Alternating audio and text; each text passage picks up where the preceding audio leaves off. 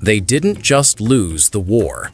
They left behind a technological time bomb that the winners immediately classified, seized, and buried from public view for decades.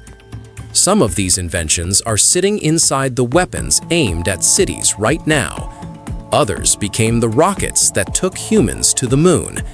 And one specific program turned an entire army into chemically enhanced super soldiers, using a substance that's now one of the most illegal drugs on the planet. The Allies didn't just defeat Nazi Germany, they ransacked it. They hunted its scientists like treasure, and what they found was so far ahead of its time that entire chapters of history had to be rewritten in secret. Join us, and let's discover the suppressed Nazi technologies that quietly built the modern world. Let's go. Number 13. Arado Ar-234. The world's first jet-powered bomber didn't look like a bomber. It looked like the future. Sleek, twin-engined, and so fast that Allied fighter pilots who spotted it simply couldn't catch it. Their propeller-driven aircraft maxed out at speeds the Ar-234 had already blown past before they even began their intercept. When the Ar-234 made its combat debut on August 2, 1944, flying a reconnaissance mission over the Allied beachhead at Normandy, it completed its run completely untouched. Not because the Allies didn't see it, because they literally could not reach it. Flying at over 460 miles per hour at high altitude, the Ar-234 outran every fighter the Allies scrambled against it. Think of it like a getaway car that goes 200 miles per hour, in a world where police cars top out at 120. There was simply no chase. Subsequent variants were equipped with bomb racks, turning this untouchable aircraft into an untouchable bomber. It struck bridges, troop concentrations, and supply lines with near total impunity. Conventional anti-aircraft guns couldn't track something moving that fast at that altitude. Only approximately 200 were produced before Germany's industrial base collapsed under Allied bombing. But those 200 aircraft demonstrated something that could not be unlearned. That jet propulsion applied to bombers made strategic bombing effectively unstoppable with the defensive technology of the era. After Germany's defeat, captured Ar-234s were shipped to the United States and the United Kingdom, where engineers tore them apart piece by piece. The technology fed directly into the development of the B-45 Tornado and the B-47 Stratojet, America's first jet bombers, the aircraft that carried nuclear weapons during the early Cold War. The jet bomber era that defined the nuclear standoff between superpowers began in a German factory. Number 12. Horten Ho 229. In 1943, two brothers named Reimar and Walter Horten walked into the German Air Ministry with a design that looked less like an aircraft and more like something from a science fiction film. No fuselage, no tail, just a smooth, triangular flying wing, and that shape was far more significant than anyone understood at the time. The Horten Ho 229 was designed as a jet-powered flying wing bomber built to meet Göring's infamous 3x1000 demand, 1,000 kilograms of bombs, 1,000 kilometers per hour, 1,000 kilometers of range. The flying wing configuration naturally slashed aerodynamic drag, giving the aircraft extraordinary performance. But the truly explosive detail wasn't the shape, it was the material. Analysis conducted by Northrop Grumman engineers in 2008, using the only surviving prototype, housed at the Smithsonian National Air and Space Museum, revealed something that stunned the aerospace community. The wood composite used in the Ho 229's forward fuselage section was mixed with charcoal. That charcoal-infused wood had measurable radar-absorbing properties. Combined with the angular flying wing shape that minimized radar reflection, Northrop's engineers calculated that the Ho 229 would have registered on British radar as an object roughly the size of a small bird. A full-size jet bomber, invisible to radar. This was stealth technology, conceived and partially tested in the 1940s. The United States wouldn't officially deploy stealth aircraft until the F-117 Nighthawk in 1983, 4 decades later. The B-2 Spirit stealth bomber uses a nearly identical flying wing configuration to this day. Nazi Germany had the concept first, and the Allies buried it. Only 1% of people know the dark truth behind what we are about to show you next. If you want to be part of the few who actually know what's happening in the world, subscribe and leave a like right now. Done? Look at this. Number 11. Type XXI U-boat. Every submarine built before 1944 was essentially a surface ship that could hold its breath for a short time. That's not an exaggeration. The diesel-electric submarines of World War II were designed primarily for surface travel, submerging only to evade or attack. Most could stay underwater for 24 to 48 hours before their batteries drained, and they were forced to surface, directly into the crosshairs of Allied destroyers and aircraft. The Type XXI U-boat shattered that limitation completely. Its hull was a teardrop, perfectly streamlined for underwater performance rather than surface running. Its battery capacity was 3 times larger than any previous submarine, allowing it to remain fully submerged for up to 17 days. To put that in perspective, previous submarines had to surface roughly every day to breathe. The Type XXI could stay hidden for over 2 weeks. It was equipped with a snorkel system that allowed it to run its diesel engines at periscope depth, recharging batteries without fully surfacing. Its underwater speed exceeded the surface speed of earlier boats.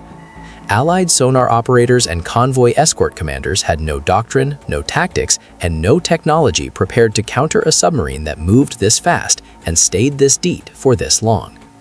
The Type XXI arrived too late. Only 2 conducted operational patrols before Germany surrendered. But after the war, both the Americans and Soviets seized every Type XXI they could find and reverse-engineered them immediately. The Soviets built the Whiskey-class submarine directly from Type XXI plans. American engineers incorporated its principles into the Tang class. Every modern nuclear submarine, attack boat, ballistic missile boat, hunter-killer, is a direct evolutionary descendant of what German engineers designed in 1943. They invented the modern submarine. The Allies just took the credit. Number 10. Fritz X guided bomb. September 9, 1943. The Italian battleship Roma is steaming toward Malta, freshly defected to the Allied side after Italy's surrender. Her crew feels relatively safe. They are beyond the range of conventional bombs.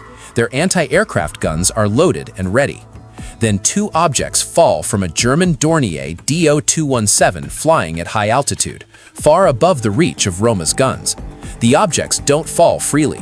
They maneuver. A German bombardier in the aircraft is steering them in real time through a radio joystick. The first Fritz X strikes Roma amidships. The second hits seconds later. Roma's forward ammunition magazine detonates. The battleship breaks in half and sinks within minutes, taking 1,352 men to the bottom of the Mediterranean Sea. This was the first time in history that a warship was sunk by a precision-guided weapon. The Fritz X was a 3,000-pound armor-piercing bomb fitted with radio control fins. After release, the bombardier tracked it visually through a scope and steered it to impact using a joystick transmitting radio commands. The bomb could be released from altitudes where the launching aircraft was completely safe from anti-aircraft fire, yet it landed exactly where the bombardier pointed it. The USS Savannah was crippled by a Fritz X on August 11, 1943. The British battleship HMS Warspite was struck and nearly sunk. Allied naval commanders were in shock. For the first time, a ship's armor and its guns offered no real protection against air attack. The concept the Fritz X established, a pilot-guided precision munition, became the direct ancestor of every laser-guided bomb, every JDAM, every precision munition in any military arsenal on Earth today. Number 9. T5 Zaunkönig acoustic torpedo. In 1943, the Battle of the Atlantic was turning against Nazi Germany. Allied convoy escorts, the destroyers and corvettes that hunted U-boats, had gotten dangerously effective. German submarine losses were climbing to catastrophic levels. The solution German engineers delivered was a torpedo that didn't need to be aimed at a ship. It aimed itself. The T5 Zaunkönig, known to Allied forces as the GAT, the German naval acoustic torpedo, was the world's first operationally deployed acoustic homing torpedo. A U-boat commander would fire it in the general direction of a target, and the torpedo would lock on to the acoustic signature of the target's spinning propellers, the churning mechanical heartbeat every ship broadcasts through the water, and home in automatically for the kill. Picture it like a heat-seeking missile, but hunting sound instead of heat. The GAT was specifically engineered to kill destroyer escorts, the exact ships that were killing U-boats. Fire one behind you as you dive deep, and your pursuer becomes the hunted. In its first major deployment during the convoy battles of September 1943, the GAT sank several Allied warships and threw escort tactics into chaos overnight.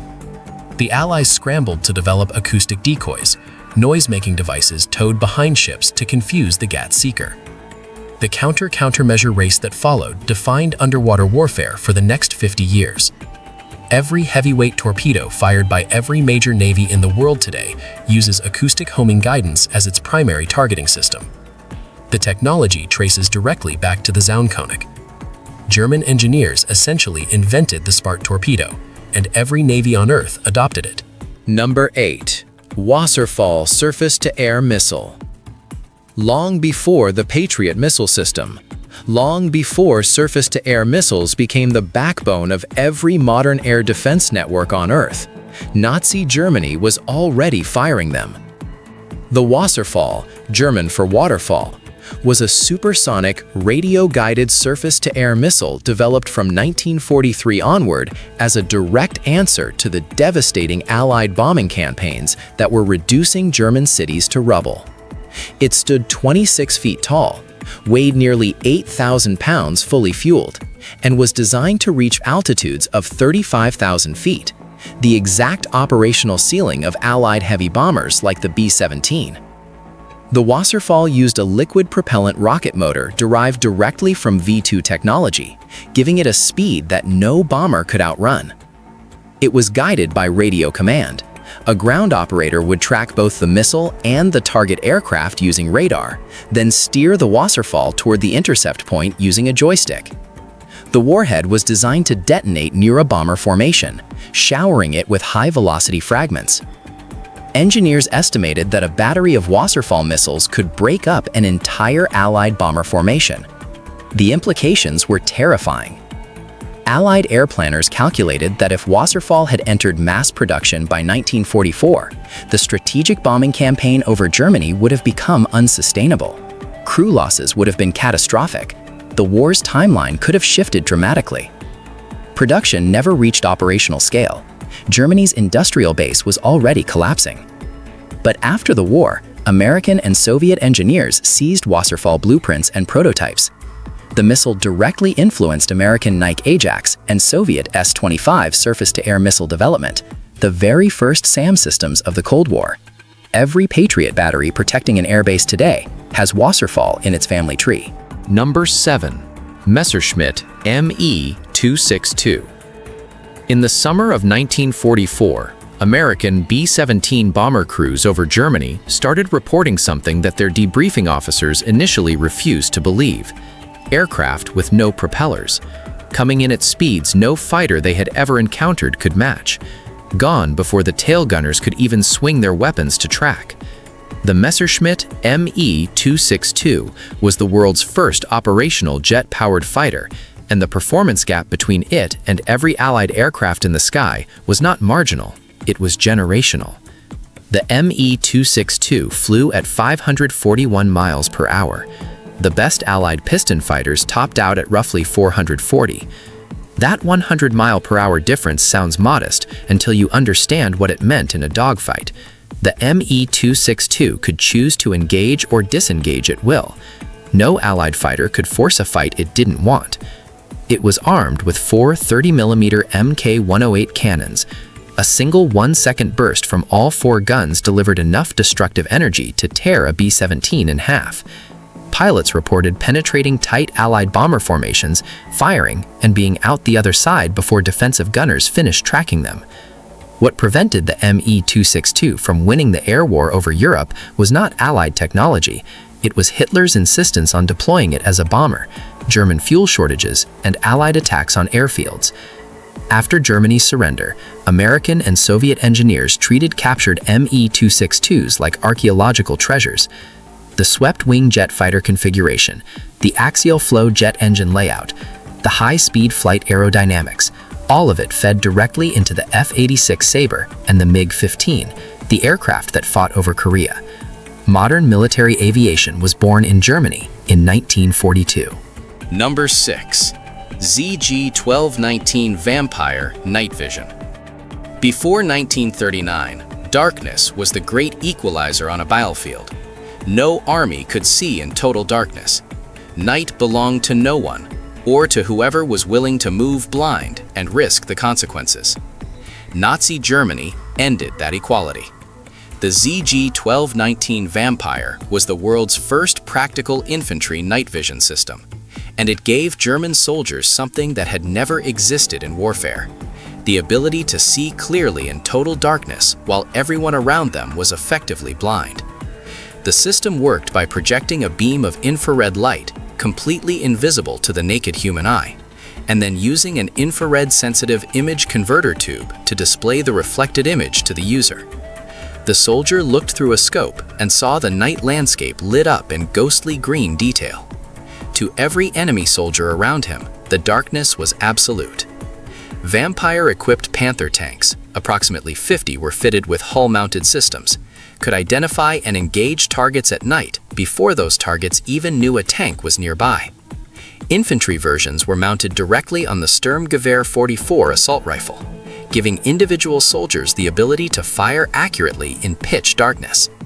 The complete infantry kit weighed around 35 pounds, heavy, power-hungry, and awkward by modern standards, but functionally revolutionary in 1944. After Germany's defeat, every Vampire unit and technical document was seized and immediately classified by Allied powers. The Cold War race in night vision technology was launched directly from this captured research. The thermal imaging systems that allow modern soldiers to fight in total darkness, that guide precision munitions to targets at night, that let special operations forces own the night, all of it began with the Vampire. Nazi Germany took the night away from everyone else, and the world has never given it back. Number 5. V-1 Flying Bomb. Between June 1944 and March 1945, the people of southeastern England learned to dread a specific sound, a harsh, mechanical buzzing, like a giant, angry insect crossing the sky at low altitude. That sound was the V-1's pulse jet engine, and Londoners learned very quickly that the sound itself wasn't the danger.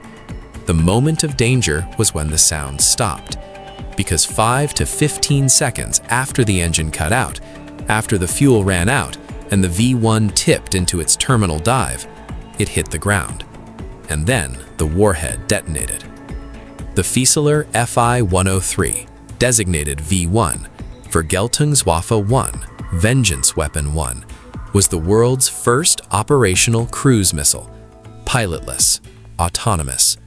Launched from simple concrete ramps along the French coast, guided by a gyroscopic autopilot to a preset target, carrying an 1,874-pound warhead that could level a city block.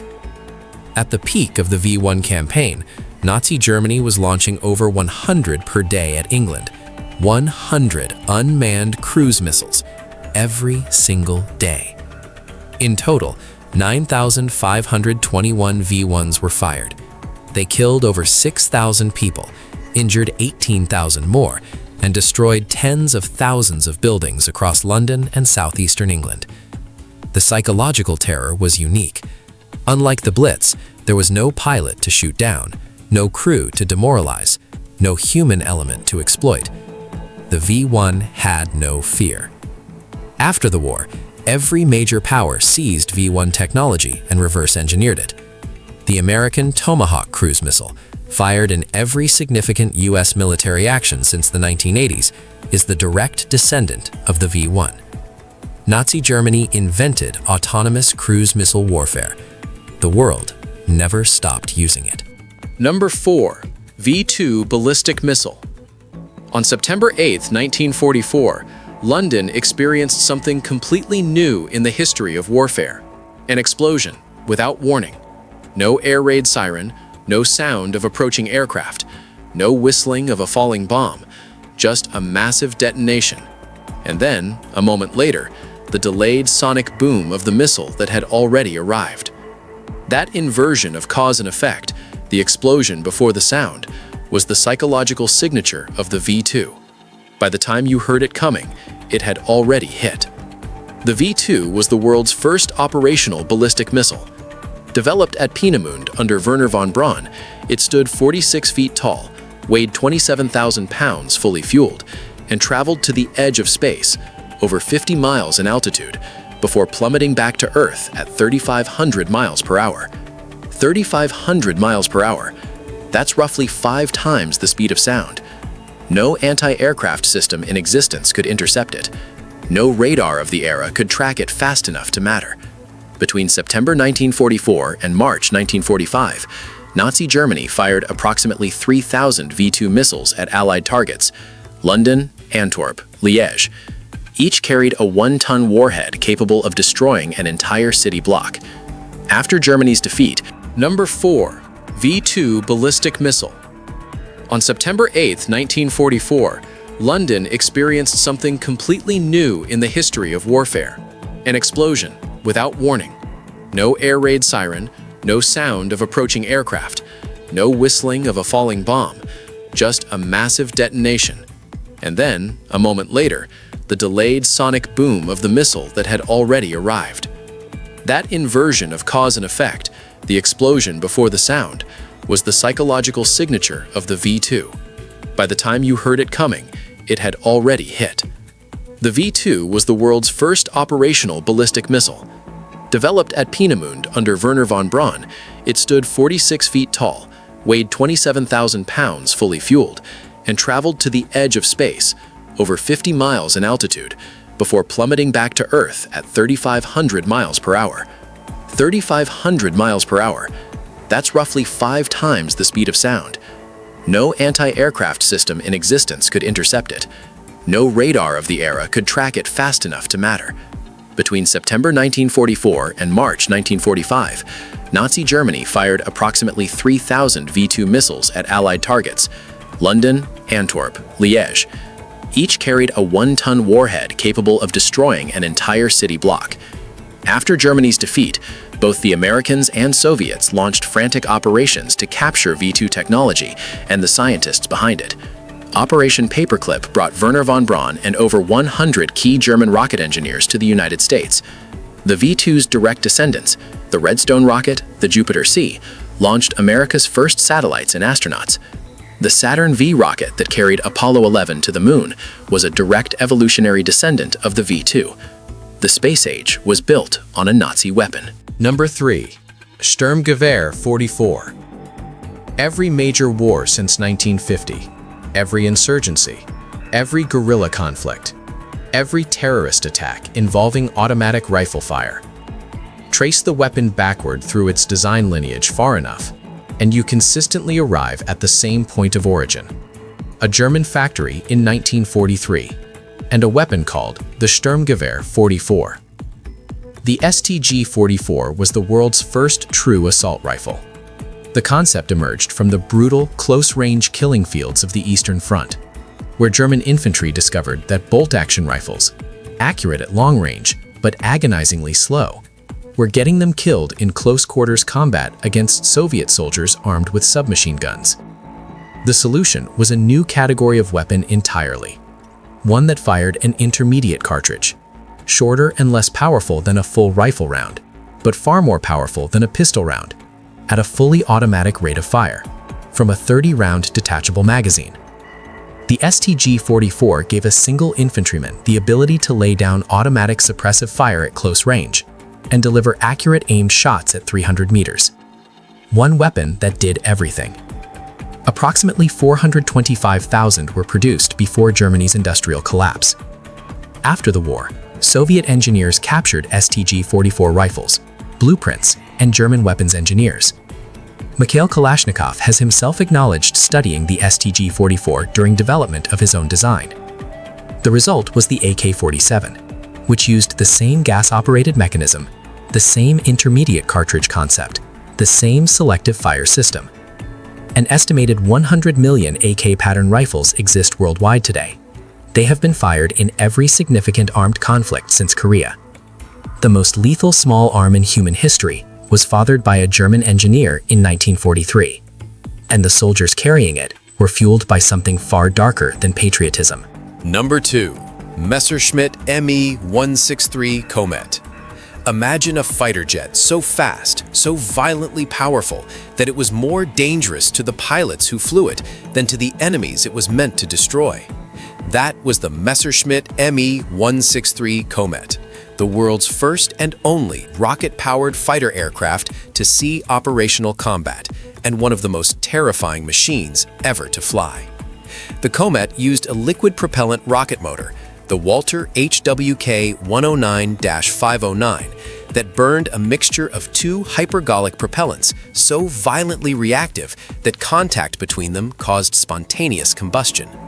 If the fuel system leaked during takeoff, which it did regularly, the aircraft dissolved in a fireball before it left the runway. The pilot inside it had approximately zero warning and zero chance of survival. But if the Komet made it off the ground, it accelerated to 596 miles per hour in under a minute. That made it the fastest aircraft in the sky by an enormous margin, roughly 150 miles per hour faster than the best Allied fighters. It could zoom climb through a B-17 bomber formation at a speed so extreme that Allied gunners couldn't track it. In theory, it was the perfect interceptor. In practice, it was a death trap wrapped in plywood and rocket fuel. Its rocket motor burned out after just 7.5 minutes of powered flight. After that, the Komet became a glider, and a very fast, very heavy, very unforgiving one. Landing without engine power on a fragile retractable skid on a grass airstrip at over 150 miles per hour with fuel tanks that could still detonate on impact. Pilots were killed not by Allied guns, but by their own aircraft, in takeoff explosions, in fuel system failures, in catastrophic landing accidents. Of the roughly 300 Komets built, Allied aircraft destroyed relatively few. The airplane itself killed most of them. After the war, American, British, and Soviet engineers seized every surviving Komet and studied the rocket propulsion system obsessively. The Walter rocket motor and its fuel system directly informed post-war experimental rocket aircraft programs, including the American X-1, the aircraft Chuck Yeager flew to break the sound barrier in 1947. The Komet's engine technology fed into the rocket programs that eventually put humans in space. Nazi Germany built a suicide machine that accidentally launched the space age. Number 1. Operation Paperclip WW2. Here is the most disturbing truth buried inside every single technology we just covered. The V-2 rocket, the jet engine, the guided missile, the stealth aircraft. None of it stayed in Germany. None of it was destroyed. None of it was buried. It was stolen, systematically, deliberately, and in secret by the United States government. And the men who built those weapons for Adolf Hitler? They were given American salaries, American homes, American security clearances, and American identities. Operation Paperclip was a classified program run by the Joint Intelligence Objectives Agency, JIOA, beginning in 1945. Its singular mission was to extract Nazi Germany's most valuable scientists and engineers before the Soviet Union could grab them. The problem was that many of these men were not merely engineers who happened to work for the Nazi regime. They were committed members of the Nazi Party. Some held SS rank. Some had directly overseen the use of concentration camp slave labor in the very facilities that produced the weapons we just discussed. Wernher von Braun, the man who became the celebrated face of NASA, the man who put Americans on the moon, the man who appeared on the cover of Time magazine, held the rank of SS Sturmbannführer. He personally visited the Mittelwerk underground factory where V-2 missiles were assembled by concentration camp prisoners from Dora, prisoners who were worked to death. Over 20,000 people died building the V-2, more than the V-2 ever killed in combat. The US government knew this. Army investigators documented it. The State Department flagged it. And then the JIOA quietly altered the scientists' personnel files, removing references to Nazi Party membership, SS affiliation, and war crimes investigations, and brought them to America anyway. Over 1,600 German scientists, engineers, and their families were resettled in the United States under Operation Paperclip. They worked at Fort Bliss, at Redstone Arsenal, at Wright-Patterson Air Force Base, at NASA. They built the rockets that launched American satellites. They designed the missiles that carried American nuclear warheads. They trained the engineers who built every advanced weapon system America fielded during the Cold War. The Soviet Union ran an identical program, Operation Osoaviakim, forcibly relocating over 2,500 German specialists to Soviet research facilities overnight on October 22, 1946. The entire Cold War arms race, the ICBMs, the satellite programs, the hypersonic research, the guided missile arsenals that brought the world to the edge of nuclear annihilation, was fueled on both sides by the same source, Nazi Germany's scientists. Operation Paperclip remained classified for decades. When it was finally declassified, the full personnel files, the ones showing what these men had actually done during the war, were still partially redacted. Some remain redacted today. The most advanced nation on Earth was built, in significant part, by men who served Adolf Hitler. And the government that hired them made absolutely sure you wouldn't find out. If you thought this was terrifying, you are not ready for what they found in the video on your screen. Click it right now. The truth is worse than you think.